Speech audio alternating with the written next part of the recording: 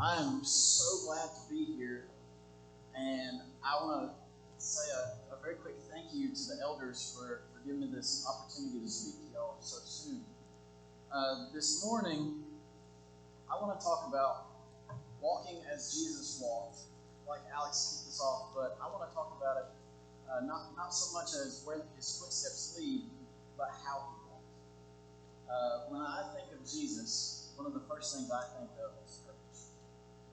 For him to leave his heavenly home, to come here to become a man like us, to walk this earth where he knew he was going to die, took courage.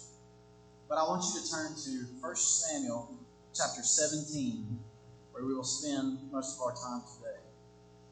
1 Samuel 17 is a chapter of the Bible that many of us grew up knowing. It's one of the very common children's stories that we tell, and it's one that I think most of you know. This is the story of David and Goliath. To understand this story and how we can apply it to walking as Jesus walked, we have to be able to understand the different parts of the story. So first I want to start in 1 Samuel chapter 17 and in verse 4 to understand Goliath. And there came out from the camp of the Philistines a champion named Goliath of Gath, whose height was 6 cubits and a span. When I got to looking at this, a cubit is anywhere from 17 to 20 inches. A span is half of that, so roughly 9 inches if we go in the middle. So putting that together, Goliath was 9 feet and 9 inches tall. Your basketball rim is 10 feet tall. He would have been 3 inches from the top of the goal. That's a big man. But he's bigger than you think. And he's not just a big man. We read about his coat of mail in verses 5 through 7. We read about the armor and the weapons that he had with him to defend himself. We read of his coat of mail. There was 5,000 shekels of bronze. When I got to looking at this, I found that 1 shekel is roughly 9.8 grams of weight.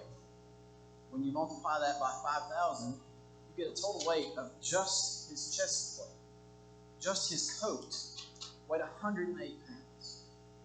I don't know about y'all, but I don't think I want to go into battle carrying a 100-pound backpack. I don't think that'd be very smart for me to try and go to a sword fight if I can't move. So we know he had to be strong, but that's not only what he was carrying. We read that he had a spear, and the head was made of iron, 600 shekels worth. When we do the math on this, 1 shekel of iron is anywhere from 7 to 17 grams. So we're going to go kind of in the middle and say that 12.9 is the middle. So we know that just the tip of his spear weighed 16 pounds and 11 ounces. To put that in perspective, Olympic shot put is 16 pounds. The strongest men in the world throw this barely from me to Brother Barry. And he's going to use this as something that he is going to hurl as a projectile to try and kill someone. I don't think I want to be throwing something that heavy in battle. So when we add this up, we get a total weight here. It's pretty impressive. 125 pounds. This only counts his coat and his spear. This does not count his shield, who he had an entire separate man carry, his javelin, or the armor for his arms and legs. This is a big, strong man. This is Simone Biles. Simone Biles is 4'8". She is combined for the most decorated gymnast of all time. She has 32 world and Olympic medals. This is Shaquille O'Neal. Shaq is 7'1", 325 pounds. He played in the NBA for 19 years with 6 different teams. He's a 4-time league champ, 3-time finals MVP, an MVP of the league itself, and a 15-time All-Star. This doesn't put into perspective how big he is. Most of us have never met someone this size. This is a picture of the two of them together. Shaq's a big man. So we keep going, but we don't really understand how tall Goliath was. So let's start at the bottom of some famous people you may know. Simone Biles is 4'8". We move up just a little bit, see Carrie Underwood is 5'3". Tom Cruise, our favorite Maverick, is 5'7". Tom Hanks, 6 foot. Now we're getting to above average height. Arnold Schwarzenegger is 6'2". Michael Jordan, 6'6". LeBron James, 6'9". Our favorite Shaq at 7'1". And one of the tallest players to ever play in the NBA, Yao Ming, at 7'6". These are big people. But you still don't understand how big he is. When putting this lesson together, my dad is an engineer. He is really good at working with technology, graphs, that kind of stuff. And so I asked him to help me make an accurate representation of how tall Goliath actually would have been. So when we put the numbers in, Goliath is this big compared to some of the biggest people in the world.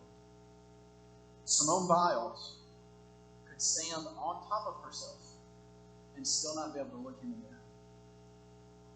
This is a big, strong man. So what about David? We know a little bit about Goliath. So we go to chapter 17, verses 12 through 18, where we read about David. We know that David was the son of Jesse. We read that in verse 12. We know he was the youngest son. We know he's a shepherd from verse 15. And in verse 33, we read that he was just a boy. So why are these important? Being the youngest son explains why he was the shepherd. Being the youngest, he would have had the least inheritance and the least important job in the family. So that's why he's the shepherd, not the soldier. So we keep going in understanding David in verses 31 through 40. We know that David was prepared for his encounter with Goliath.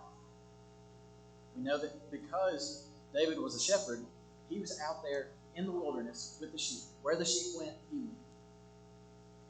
Now, I don't know how much you know about sheep, but sheep are dumb. Sheep don't have the intellectual awareness to know not to go in the dark woods where the wolves are. They don't know to stay away from the lion that's going to eat them. That's why they have a shepherd. David would have known this. He would have grown up around the sheep. He would have known that the sheep aren't very smart and that someone needs to protect them. So David, being out there, would have had encounters before with other dangerous creatures like wolves, bears, and lions. This part of the story to me is really cool. In verse 32, when we read a few verses before, Goliath, he marches out to the top of the hill every day and he gives this challenge. And David is coming up, he's bringing food to his brothers and to the commander, and he comes up right as Goliath shouts from the top of the hill, "Come fight me." So he walks out, and David walks up, and David has such a faith in God that he hears this, and it's funny to me reading the passage. He said, it comes across to me how he answers this challenge. Why is nobody doing anything? Well, why are we still standing here? Somebody go fight. And then he thinks about it for a second. He says, okay. He goes to Saul. He goes to the king, the man who's supposed to be fighting this battle. He goes to the king and he says in verse 32, "Let no man's heart fail because of him. Your servant will go and fight this Philistine." Now, he gave the credit to God in verse 37. This is important. He walks out on the field, he's prepared, and he says, "The Lord who delivered me from the paw of the lion and the paw of the bear will deliver me from the hand of this Philistine." He knew that him alone, his power alone, was not enough to defeat Goliath. So we know about Goliath. Now we know about David. What about Saul? Wasn't Saul the king?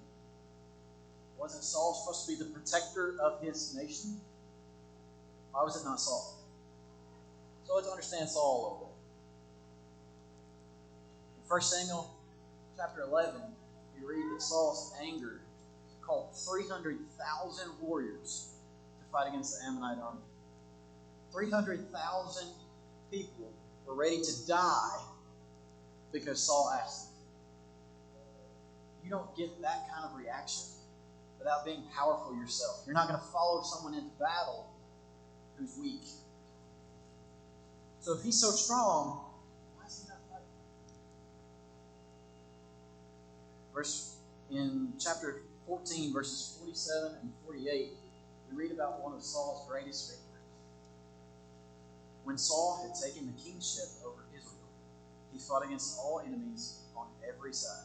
Think about that. We'll stop there for a second. On every side. He's surrounded.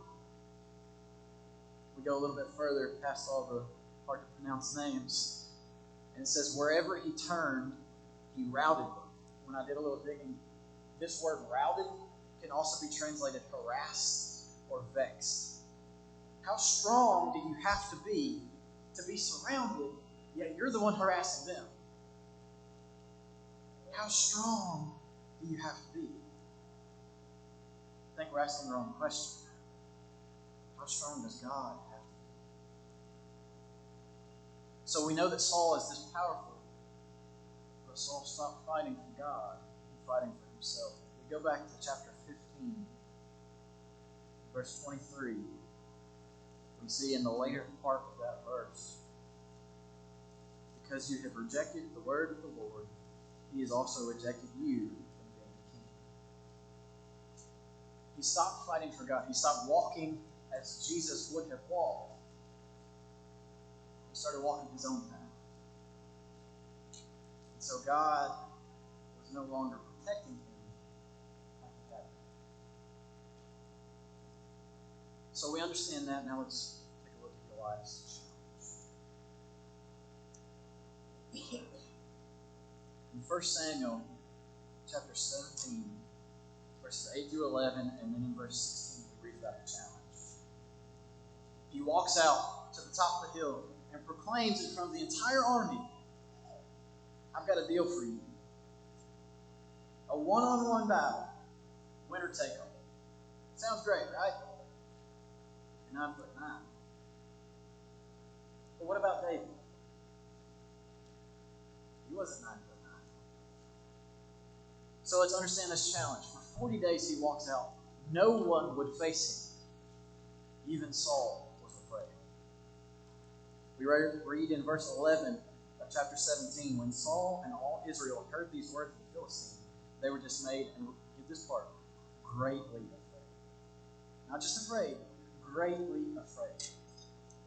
Nobody, except for David, trusted in God enough, trusted in the power of God enough to step forth and fight. To fight for God. He's not fighting for David. He's fighting for God. So what is courage? At the beginning of the lesson, I said that the first thing I think of when I think of Jesus is courage. So what is courage? Well, I want to provide for you Desmond Doss. Desmond Doss served in World War II from 1942 to 1946. He was a conscientious objector. That means that he did not carry a weapon into battle. He joined to serve as a medic. He was awarded 2 bronze medals with the V for valor. With no weapon. During the Battle of Okinawa, he earned the Medal of Honor. Now, there's a movie made about this man, Hacksaw Ridge. If you've seen the movie, you know the power of that battle. You know the bravery, the courage that Desmond Doss had. During this battle, they swarm the hill. They go to take the hill, and they get past where they think the enemies are. But the Japanese had dug tunnels under the island. They were hiding and waiting for the perfect moment to ambush the American army. So the American army pushes through, and they think they're safe, and all of a sudden, boom, the Japanese come out like ants from an anthill. They're everywhere. And soon, the American army was overwhelmed. To be able to try and save as many lives as possible, the American army decided to take their ship and put mortar fire down on the island so that anyone who was not seriously injured or dead could retreat. Desmond Doss said a prayer. He said, Lord, help me get one more. Help me get one more. He spent all night running back and forth, dragging wounded men to the edge of the cliff where he would tie them up with a rope and lower them down with nothing but his bare hands. By the end of the night, his hands were raw. In places you could see bone. All night long, he kept saying that prayer, Lord, help me get one more. Now, he's awarded 75 men. But this was a compromise. Not only was Desmond Doss courageous, he was also humble. His commanding officer, when they went to give him an award, and they wanted to put on the record how many men he saved, they asked him, they said, how many men did you save?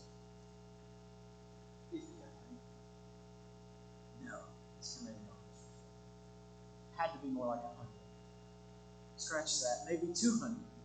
You worked all night long. No, that's not what it's about. It's about God. God allowed me to do this. I think a famous cowboy said it pretty good. Courage is being scared to death, but saddling the victories. Are we scared to walk as Jesus walked? Do we have the courage to pick up our cross daily and follow Him? David had that courage. Even though he was before the time of Jesus, even though before the cross, he had the courage to walk in the footsteps of God, to walk as God had called him. We read this in 1 Samuel 17:23, and then in 31 through 51. We read that David stepped out, went to fight Goliath, that he fought for God, even though, as Saul said it himself, you're just a youth. It doesn't matter how old you are, whether you're male or female. God calls us all to a walk of courage. And we can have courage because the battle belongs to the Lord. This battle was not David's battle. This battle was God's battle. 1 Samuel chapter 17, verse 46, we see that David recognizes that it's God's power that's at work. I'm going to leave you with two passages to consider. 2 Chronicles chapter 32, verses 7 through 9. Be strong and courageous. Do not be afraid. Think about that. Do not be afraid. Why can we not be afraid? I want to leave you with Psalm chapter 23. We know it. Most of us have it memorized. The Lord is my shepherd, I shall not want. That's powerful, right? But that's not the most powerful part to me. When we keep reading in Psalm 23, verse 4, even though I walk through the valley of the shadow of death, I will fear what? No evil. Why? For you are with me. Your rod and your staff. We can have courage. We should be excited. We can have courage because of what Jesus came from heaven down here to die for you and for me. Because none of us are perfect. But we can have courage because of the sacrifice that He gave for us. I want to encourage you today. If you've not had the courage before to come before this great group of people that I've known for an hour, and so many of you already have come to me, we're so thankful you're here. We're proud of you. We're praying for you. I'm glad you're here. That's encouraged me. That's given me courage. And I've been here for an hour. If you haven't had the courage beforehand, and you need that courage now, I beg you, come today. Don't put it off anymore. Come now before this great group of people who will welcome you with open arms, because God has the battle. We can have courage in the face of giants because we walk as Jesus walked. If you need that courage today, please come.